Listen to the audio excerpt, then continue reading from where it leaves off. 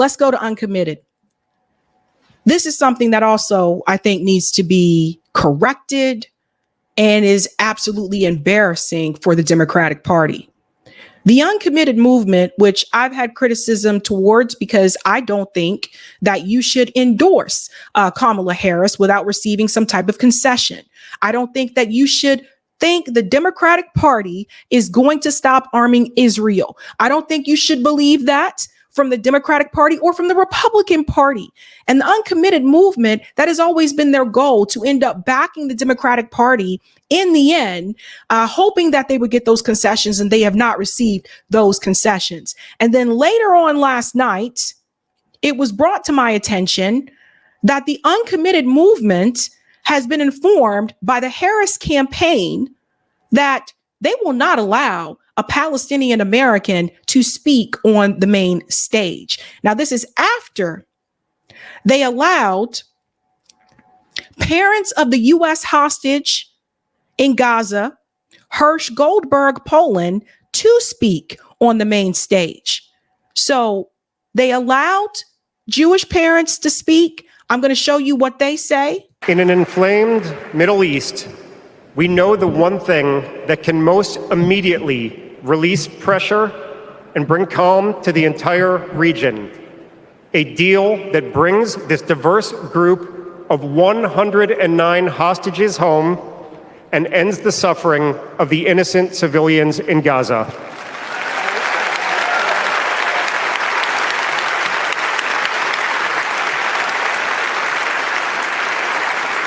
The time is now. Notice that he said to also end the suffering of the civilians in Gaza. Hirsch, if you can hear us, we love you. Stay strong. Survive. Bring them home. In an inflamed. So they received the opportunity to speak on the main stage, right? So here's the problem. Abbas Alaway, now he is one of the co-founders of the Uncommitted movement. He's been very vocal. You've probably seen him on corporate media. He said, "No is not an acceptable answer. Please reconsider. We're being extremely reasonable. I'm waiting for the call from Vice President's team. I can't go anywhere until the Vice President agrees to have a Palestinian American speak from the stage. I'm waiting for the call." Let me highlight something here. We're being extremely reasonable. And that's part of the problem. And I got to call this out. You cannot reason with political parties that are aiding and funding and supporting a genocide. You can't reason with that. You can't reason with them. And this idea that because Joe Biden stepped aside and Kamala Harris became the nominee, who was selected, by the way, nobody voted for her in the 2024 Democrat primary. It was wrong to assume that she would meet your demands, and you decided to endorse her without getting any concessions. I don't give a damn what she said to you in private. I don't care what she told you behind closed doors. I'm looking at what she said to the public. I'm looking at where her money is coming from. I'm looking at who she's connected to. I'm looking at the statements that she's made publicly about the pro-Palestinian protesters, calling them anti-Semitic. I'm looking at that. So I don't care whatever she said to you in private. That is irrelevant at this point in time. She can always just turn the other cheek and say that she did not say that. You cannot reason with genocidal parties, period. I believe from day one, this movement was too nice. And anytime I'm looking around and I'm seeing people lose entire family lines And Abbas and the other co-founder of the Uncommitted movement, I guess, decided to speak for everybody else. And I interviewed a gentleman from the Uncommitted movement who said he didn't appreciate, look on my channel, you'll find it. He didn't appreciate them making a statement for everybody in the movement and just going and endorsing Kamala without bringing this back home to the people. Now, Abbas is a DNC delegate.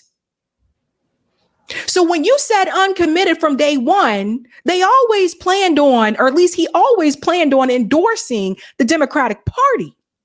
He just wanted a different candidate. And I guess he thought Kamala was going to be that person and things are going to swoop around. But she was not that person because she's just as much corporate and corrupt as Joe Biden. So as I said before, there's a reason why he chose her to be a part of his administration. They agree on certain issues, particularly when it comes to Israel. So you can't reason with these people. So they decided to protest. They hosted a sit-in. It says uncommitted delegates stage a protest sit-in outside the United Center of night 3 of the DNC. So they hosted a sit-in here and they weren't leaving until Kamala Harris agreed to allow a Palestinian American speak on the main stage. Listen to this. I saw you went to what? Did you tell them? Did you tell them what we're going through? Can you get them to stop? And she knows I'm among my siblings, among the uncommitted national movement that has been pushing for the bombs to stop.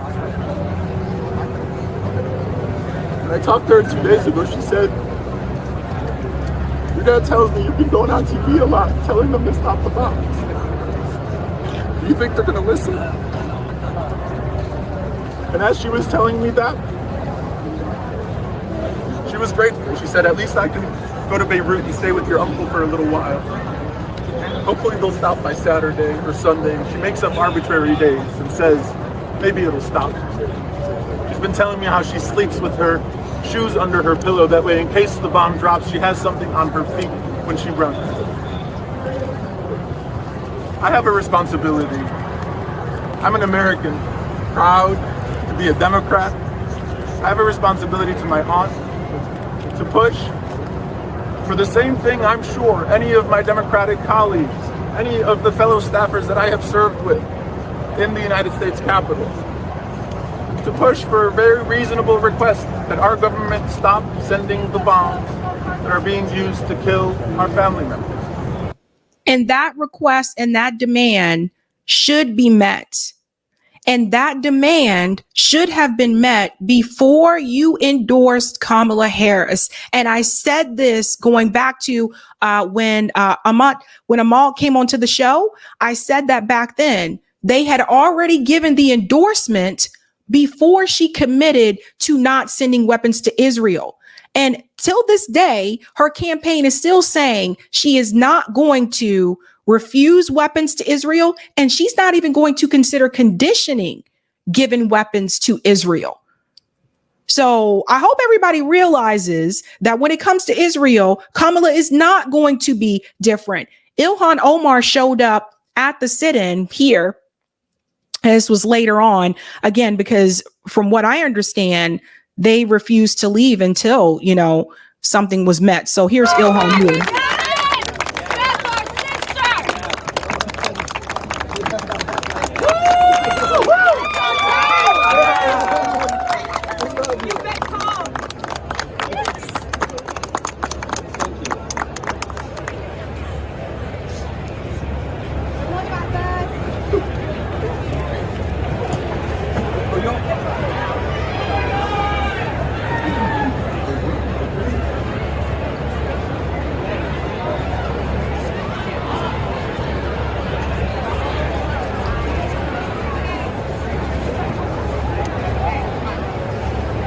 Let's be clear.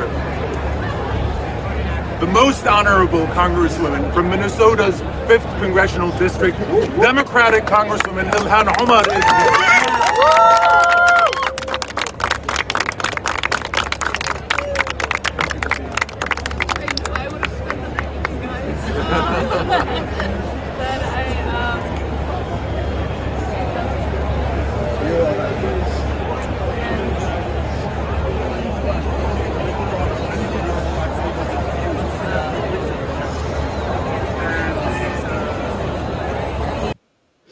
me just say something here, guys.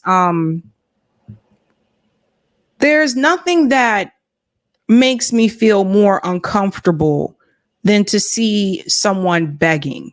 And that's what I saw last night on Twitter, seeing them beg. And I gotta say this. As someone who has supported the pro-Palestinian movement, someone who has marched and protested in the streets, someone who has covered those protests, someone who has been talking about this issue, what has been happening to the Palestinian people since the very first year I started this show, I have to say this with the Uncommitted movement, not the Abandoned Harris movement. That's a separate group because they doing something different. You, Abbas, DNC delegate, here's what you need to do. You need to unendorse Kamala Harris and you need to endorse Jill Stein. Because I got to say this. There is nothing worse. I'm watching all the begging that I saw last night on Twitter. Please and help and please. And no, it was giving me Keith Sweat vibes. And I really just felt like I was hearing that Keith Sweat song. There you go, telling me no again. There you go. Please, please, baby, please, please. I can't. You need to unendorse Kamala Harris and you need to endorse Jill Stein. You need to endorse the candidate that you don't have to beg to speak to. You need to endorse the candidate that's going to tell you how she feels about what the IDF is doing to your people in public and not in private behind these damn closed doors. You need to endorse the candidate that is not afraid to stand up to the military industrial complex. Now, I know you might want to keep your little delegate spot, but at this point, this is embarrassing. It is absolutely embarrassing. Do not beg these people. You do not owe them your vote. I ain't never seen nothing like this before. This is sad. This is very sad. You don't owe this woman anything.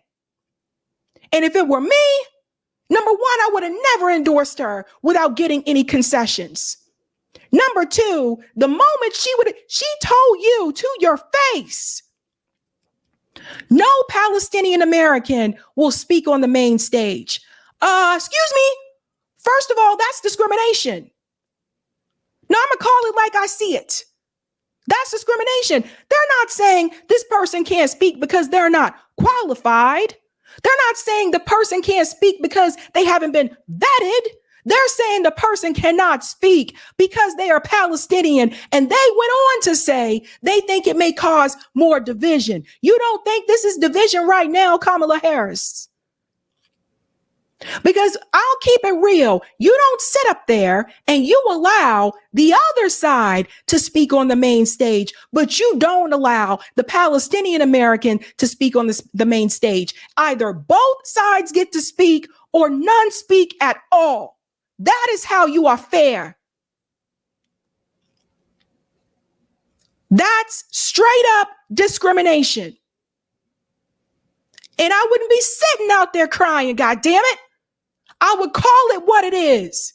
All those cameras in your face right now, you turn to the camera and you tell them the party that claims to welcome everyone, regardless of your race, your ethnicity, your creed, your religion, that party is discriminating against me and my people because we are Palestinian American. And that's what you do. I'm gonna need for people to have some balls. Like I can't. You don't see Abandoned Harris doing this. They came out publicly a couple days ago and said, no, we are abandoning you. Because let me show you what they're doing, right? Let me show you what's happening right now. Because see, AOC, she thinks she's slick. AOC, now she comes out and she says, just as we must honor the humanity of the hostages, so too must we center the humanity of the 40,000 Palestinians,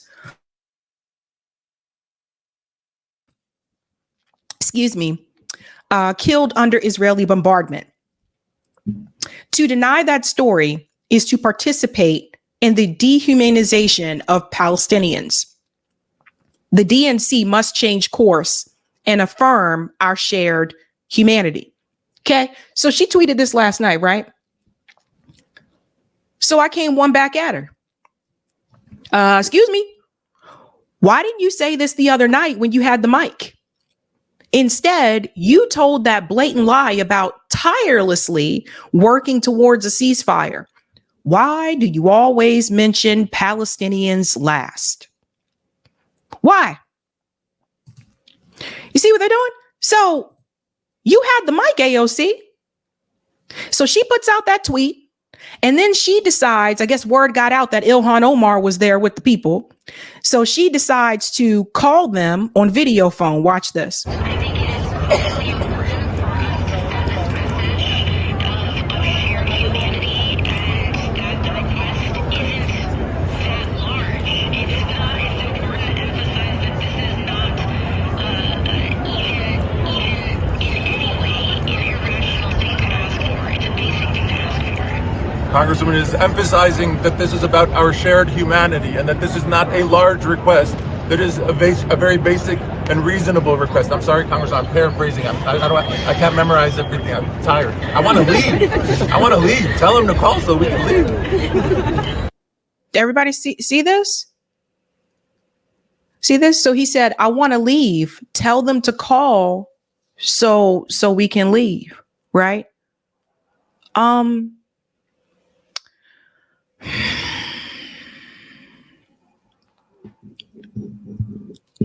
This doesn't feel like a fight to me.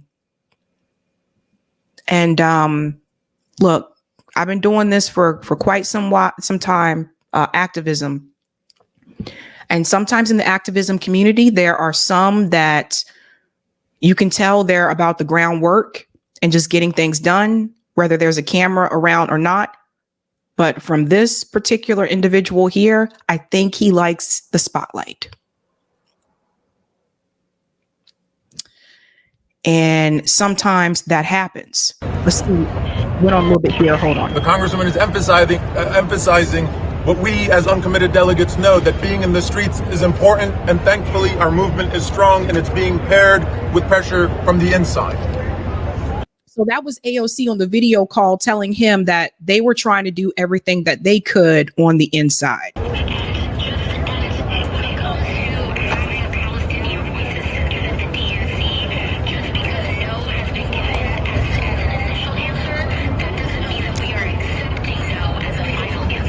Thank you, Congressman. What the Congressman is saying is that when it comes to having a Palestinian American speak at the DNC, just because no was the DNC's initial answer, that does not mean we will accept it as a final answer.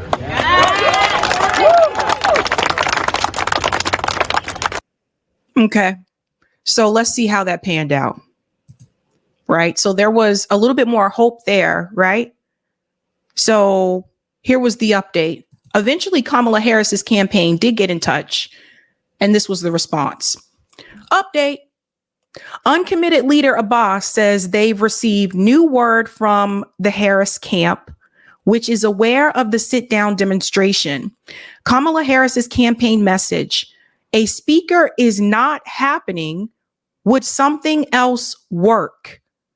Would you be open to a private meeting? Let me highlight this. A speaker is not happening. Would something else work? Would you be open to a private meeting?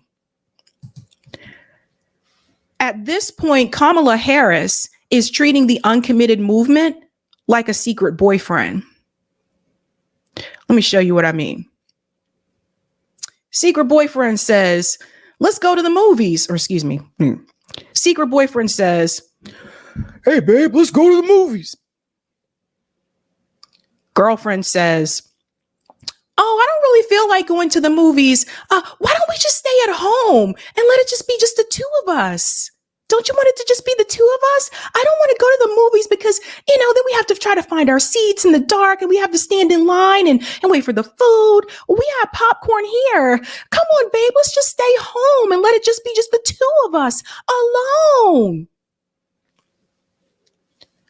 Kamala Harris is behaving that way to the uncommitted movement. She's treating them like a secret boyfriend. Let's talk in private. Let's not have any conversations in public for people to see. Let's talk behind closed doors. Speaker's not happening. Which goes to show you that Kamala Harris does not want any engagement with them in public. This goes back to the rally that happened in Michigan when she told those protesters, you want Trump, keep at it. Otherwise, I'm speaking. I told you that before that rally, she spoke to them privately and said that she was open to an arms embargo. At least that's what the protesters said. Yeah, that was in private. In public, you saw the way she responded to them.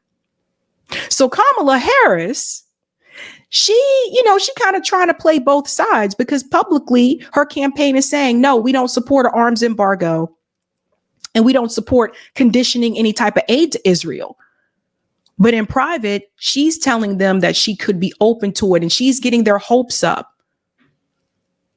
They are the secret boyfriend.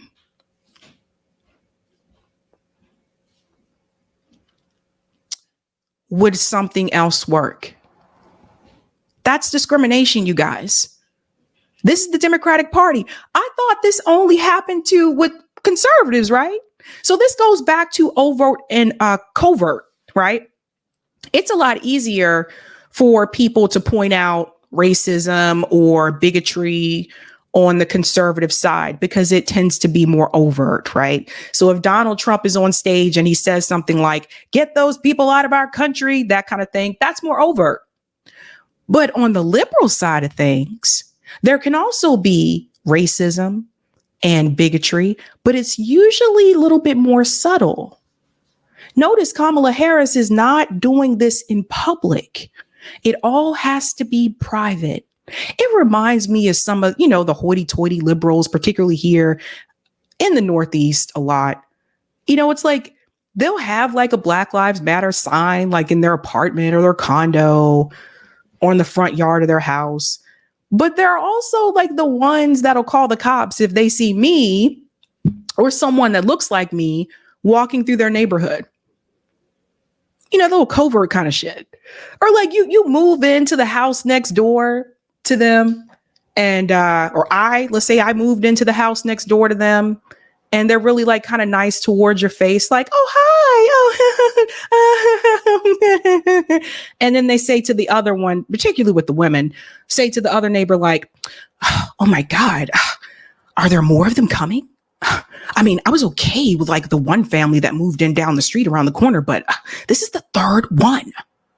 I mean, are more coming?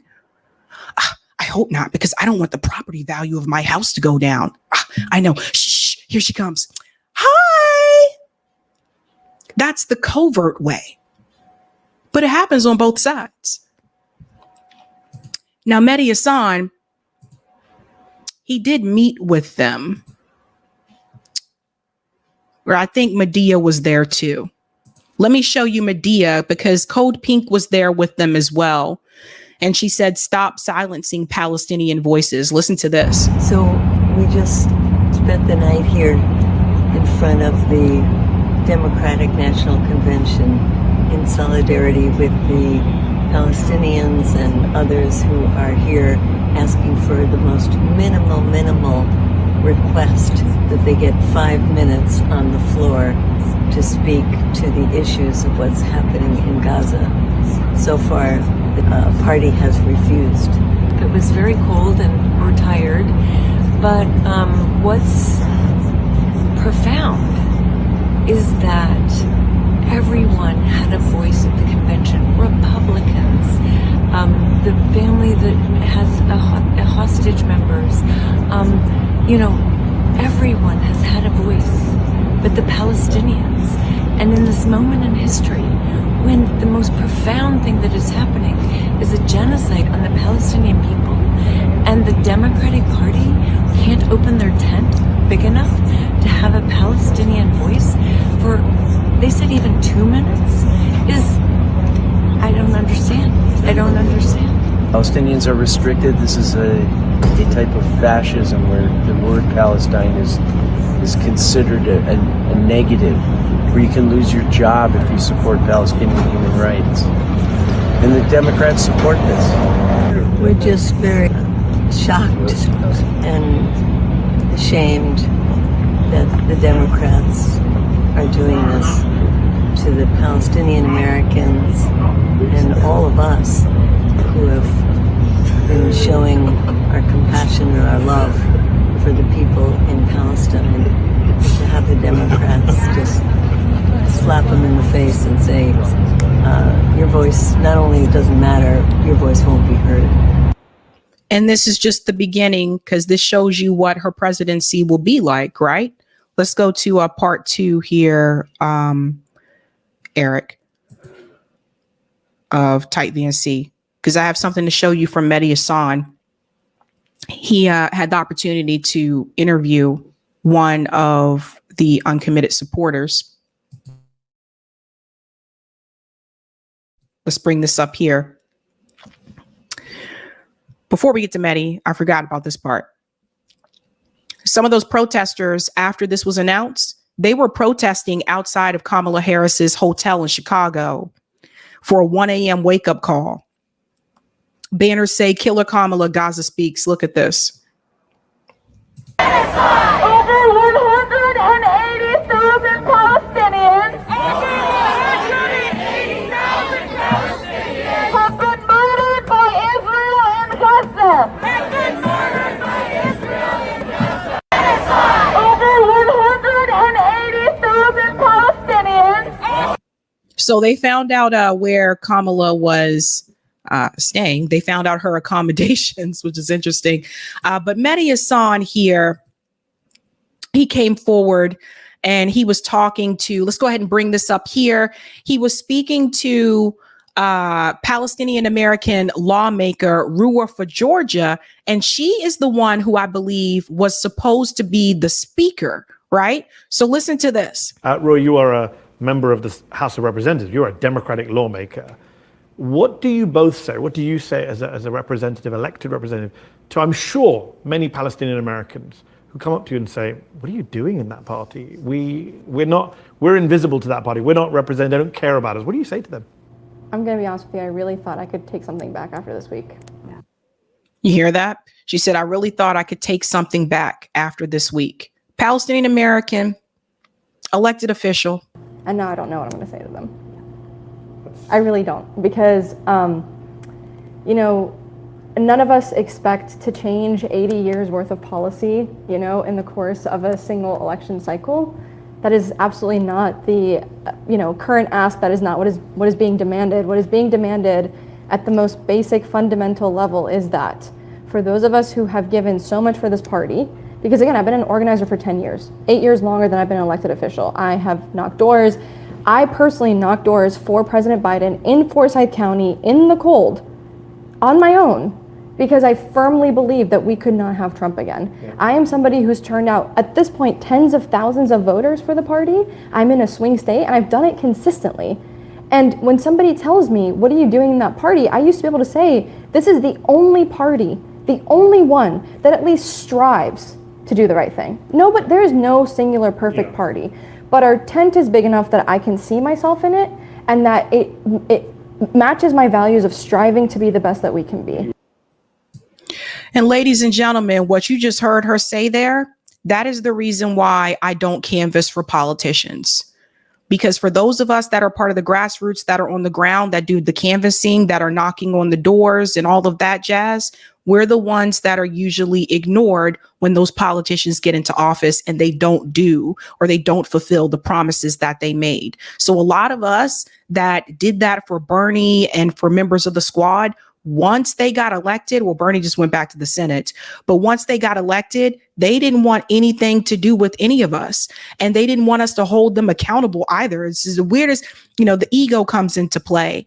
And then they get mad when you don't turn out to do it again. Now, this woman right here, who was supposed to be the one that was chosen to be the speaker for the group, who is an elected official, she said, and she goes on to say this on her Twitter page, one of the things that she said is that her speech said that they support Kamala Harris and they've endorsed Kamala Harris.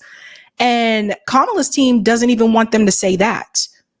They don't want them to have a voice on the stage at all. So let's talk about censorship and suppression, because this is the first step of what you could see in Kamala's administration and also Trump's administration. But right now, it's Kamala's the one that's doing this, which is that this is the first step to silence Palestinian voices.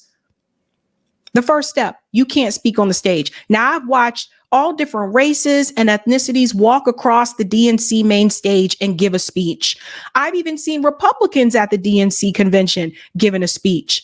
Everybody is welcome except for a Palestinian American. And that is bigotry and that is discrimination. Now, Democratic Party, if you say that you're so much different from the Republican Party when it comes to the social issues, this could be a quick, easy fix for you and allow a Palestinian American, particularly this woman who was chosen by the group, to be able to speak and address to people on the main stage.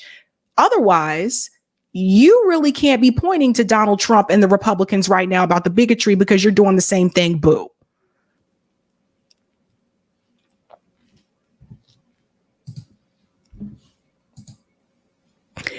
It was a big mistake for them to endorse Kamala Harris. A big, big mistake.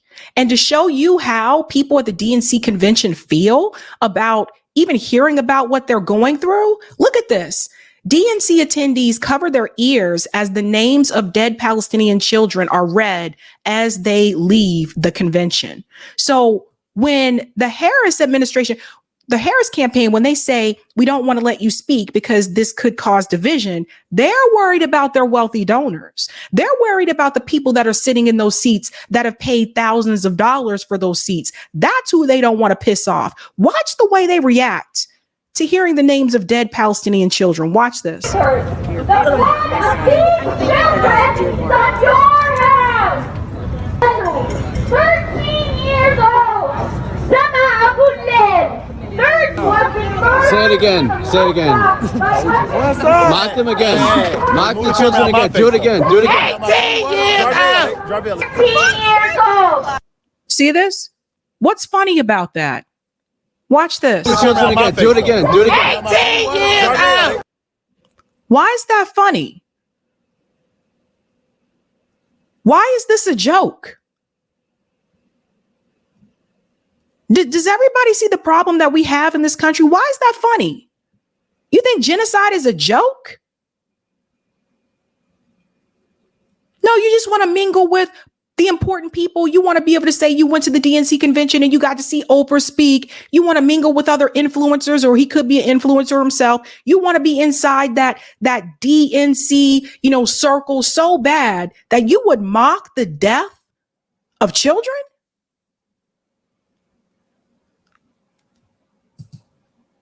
$15 years old. Yusuf Hassan, 8 years old. Turn around and join the uncommitted delegates in the protest. That woman right there. This is This is a lot of. You see what I mean? You see the problem? These people are so out of touch. Look, because let's keep it real. I don't see no poor people going to the DNC convention. You have to pay for these tickets.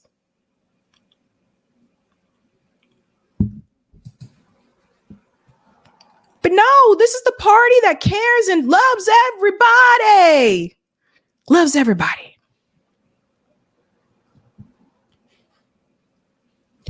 If it was the other way around, and if Donald Trump's administration was in charge right now, and Donald Trump said that a Palestinian American couldn't speak on the stage, the Democratic Party would have turned this into a media heyday and would have called him racist and sexist and a bigot and all these types of things. But because the Democratic Party is doing it, it's approved.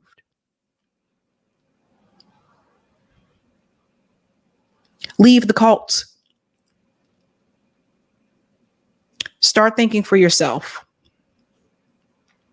This is such a mess. Such a mess.